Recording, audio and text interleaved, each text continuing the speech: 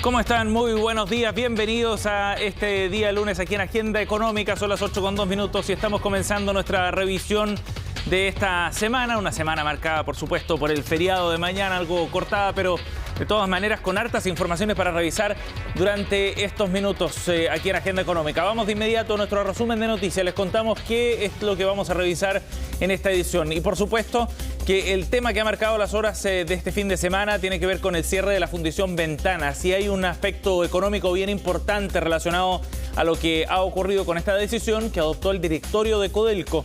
Los trabajadores de Codelco a nivel nacional el viernes en un comunicado han dicho que están preparando una movilización a nivel nacional para defender la fundición y los puestos de trabajo asociados fundamentalmente.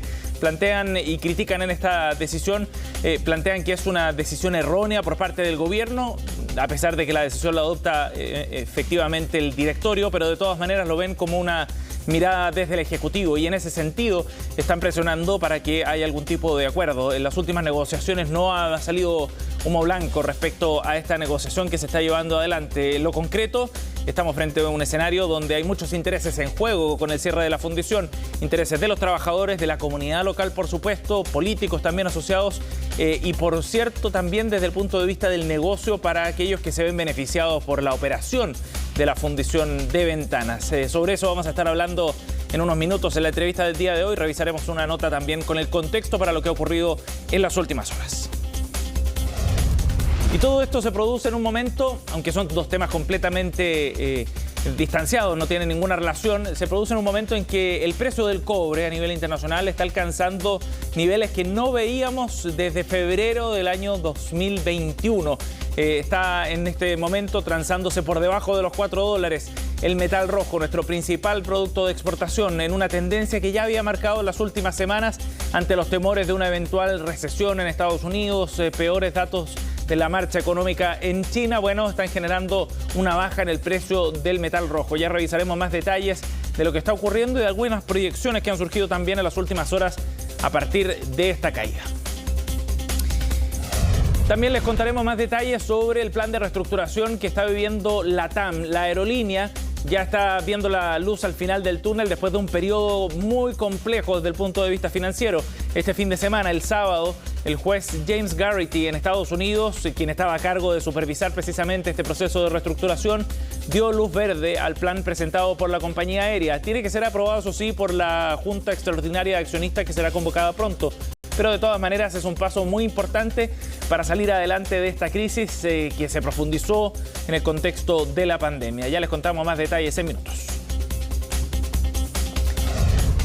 Y por otra parte, en Colombia hay un cambio bien importante desde el punto de vista político. Con la llegada de Gustavo Petro al poder, por primera vez la izquierda llega hasta la sede de gobierno en ese país, en un contexto donde se prometen cambios bien importantes.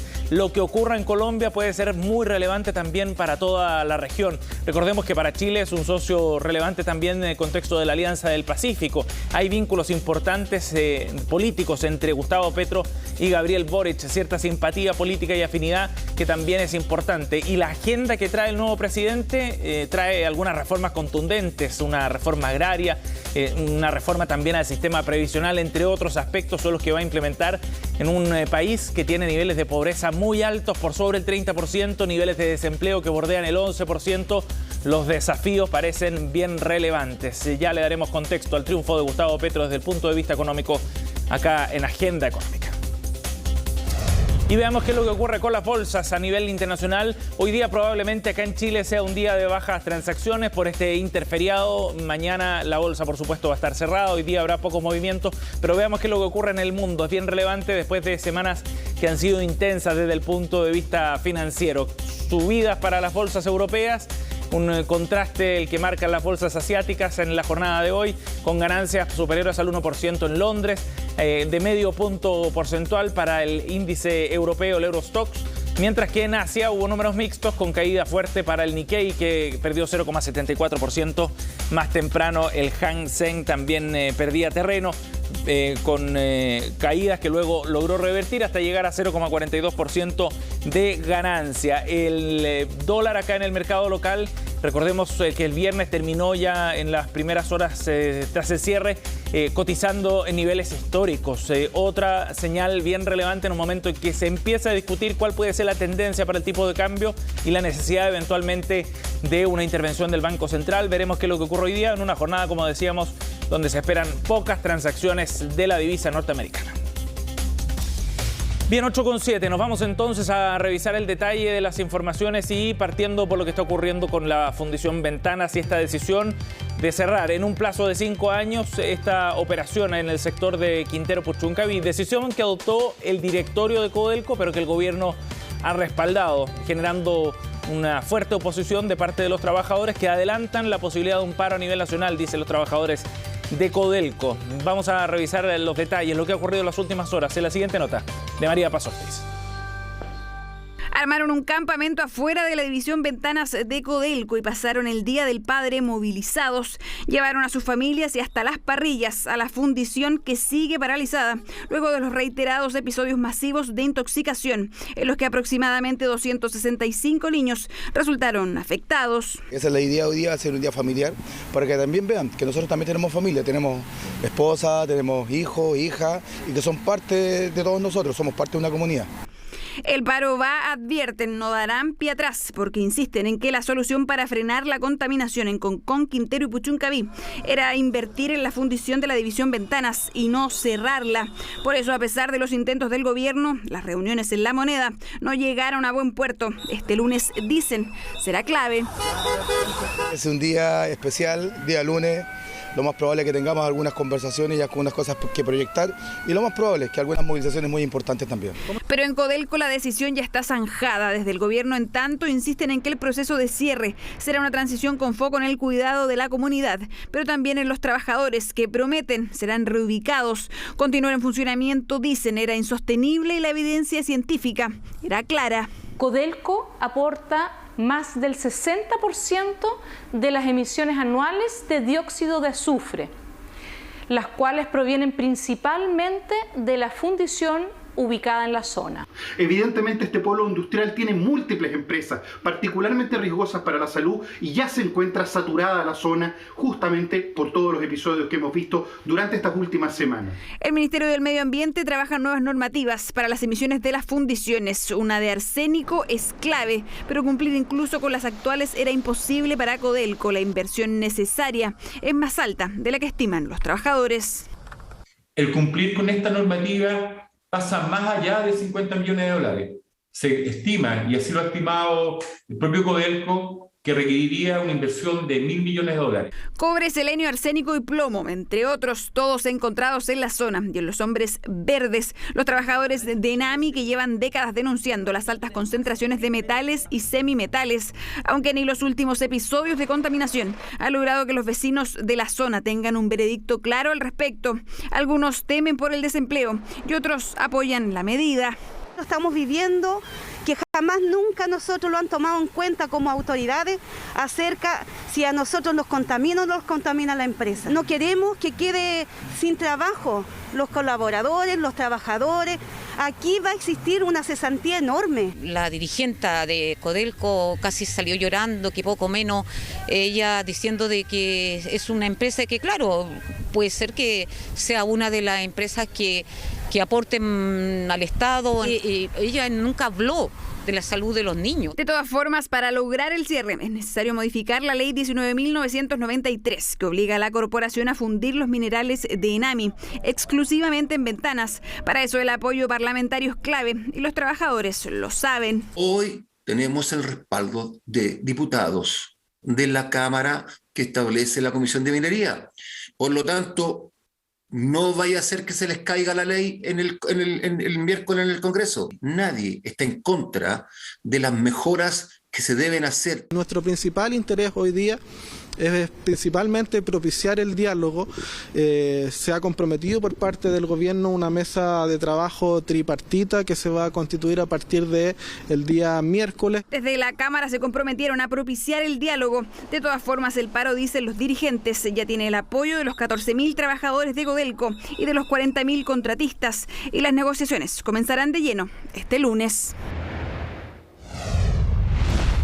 Bien, nos vamos a otro tema a esta hora para revisar lo que está ocurriendo con el precio del cobre. Como les decíamos, no son dos hechos que estén vinculados, pero evidentemente estamos hablando de un sector tan relevante para nuestro país, como veíamos precisamente en la nota, que vale la pena destacar lo que está ocurriendo con el precio del metal rojo, que bajó de los $4 la libra en su cotización a esta hora. 3,97 es la cotización para esta hora de la mañana en el mercado internacional, en la Bolsa de Metales de Londres, cayendo a su nivel más bajo desde el 2021, en una noticia que evidentemente, dado el peso que tiene el precio del cobre en nuestro país, en la canasta exportadora, bueno, no es una noticia muy alentadora.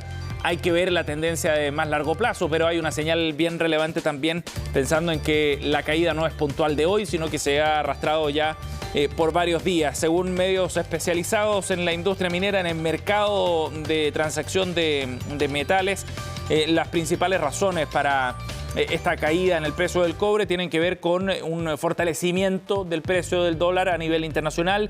Recordemos que la Fed decidió subir la tasa de interés la semana pasada y eso ha generado una apreciación de la moneda norteamericana. Y por otra parte también hay preocupaciones a nivel global, no solo en Estados Unidos, respecto a la marcha de la economía global.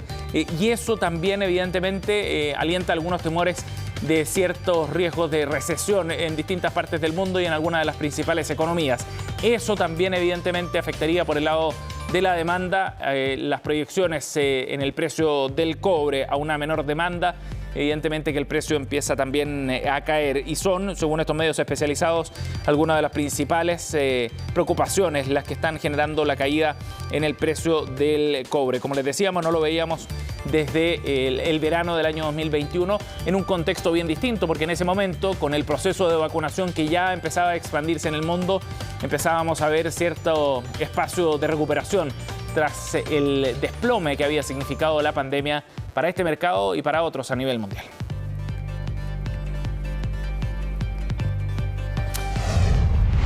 Bien, vamos a ir a otro tema, 8:14. Ya le contábamos que la aerolínea LATAM está viendo avances importantes en su proceso de reestructuración. La última señal la recibió el sábado, cuando el juez James Garrity en Estados Unidos dio luz verde a este proceso de reestructuración financiero, de reorganización que está llevando adelante la aerolínea. Es un proceso largo que todavía tiene algunas etapas por delante, pero que de todas maneras va bien encaminado tras lo que decidió el juez norteamericano. Recordemos que Estados Unidos se acogió al la aerolínea LATAM se acogió al capítulo 11 en Estados Unidos para poder comenzar este proceso de reorganización y de esa manera llevar adelante una etapa de reestructuración de su deuda y de esa forma empezar a pensar ya en un futuro algo más viable después de llevar sus niveles de deuda por sobre los $7.000 millones.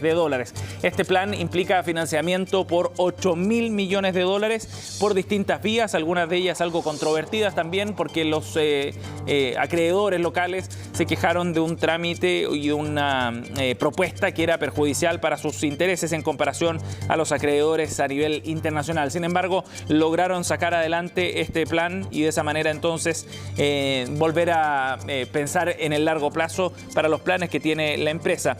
El hecho esencial enviado a la CMF detalla que la conformación del plan por parte del Tribunal de Quiebras representa el último hito de este procedimiento del capítulo 11. Lo que viene ahora es convocar a una junta extraordinaria de accionistas, así se pronuncian sobre el aumento de capital, emisión de acciones de pago y también la emisión de ciertos bonos convertibles. Recordemos que el plan de reorganización que fue presentado en noviembre del 2021 tras el impacto que había significado la pandemia implica esta inyección de cerca de $8.190 millones con una emisión de nuevas acciones, que era lo que reclamaban los accionistas minoritarios, bonos convertibles también y la inyección de capital de parte de los principales dueños de la empresa por más de $4.500 millones. De esta forma, y después de los buenos resultados que alcanzó en el mes de abril en comparación a abril del año pasado, la deuda podría llegar a $7.260 millones y comenzar así una nueva etapa para la aerolínea latinoamericana.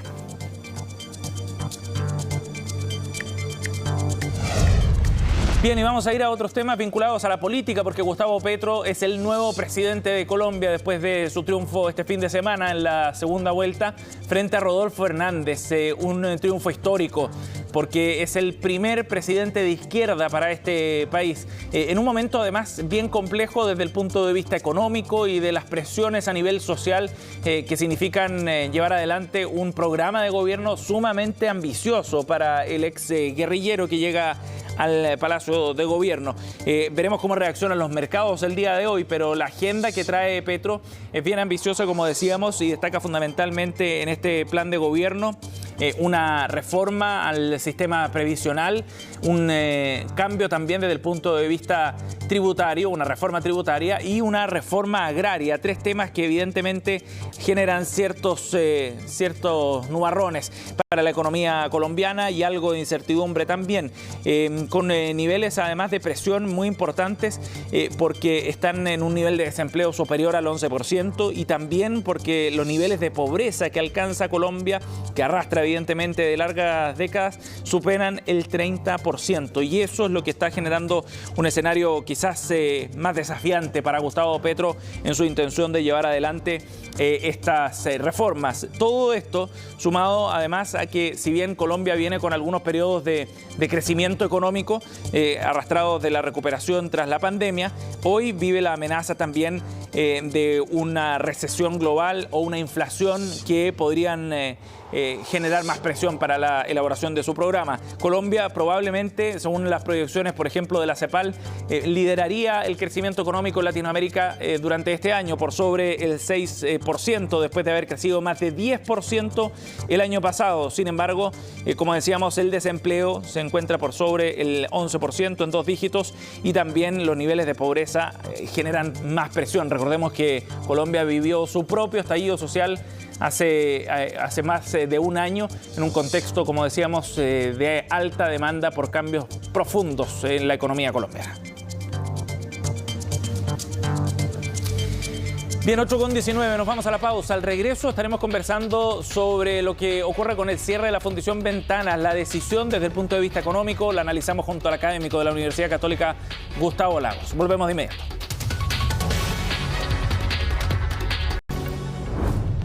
Bien, estamos de vuelta en Agenda Económica, 8:22. Como les contábamos, estamos en contacto a esta hora de la mañana con el académico de la Universidad Católica, Gustavo Lagos, para analizar la decisión de Codelco del cierre de la fundición de Ventanas. Profesor, gracias por el contacto esta mañana. ¿Cómo está, Sebastián? Buenos días, gracias por conversar con nosotros. Gustavo, primero partamos por lo más básico. ¿Usted está a favor o en contra de la decisión de Codelco del cierre de Ventanas? Yo hace muchos años que vengo diciendo que hay que cerrar Ventanas.